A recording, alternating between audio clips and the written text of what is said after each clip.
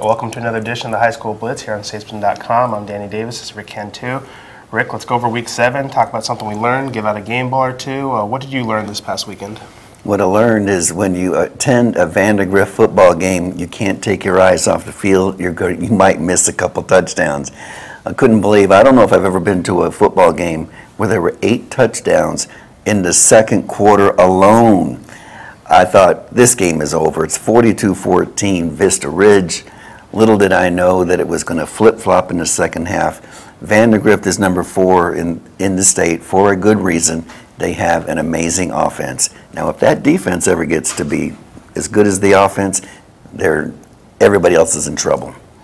Yeah, that was a very entertaining game. I'm sure you were kept pretty busy that night. I was busy. I was busy following it on Twitter. I'm going to go over to District 26 5A for my thing that I learned. LBJ is clearly the best team in that district. I think they showed it in that 26-7 win or 27-6 win over McAllen this past weekend. But I think Reagan has a very strong case for being number 2 in that district. Coming off a 27-15 win over Bastrop, big win for Coach Carey's Raiders. And we know about Mobicar has 14 touchdown runs. They have a 3-year starter at quarterback, which is always good in this case.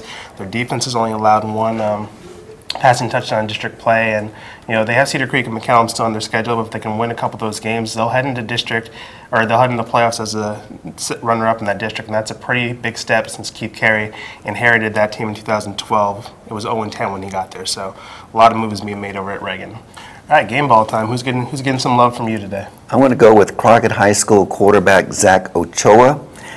Passed for 200 yards, ran for 200. They beat Travis on his late touchdown pass.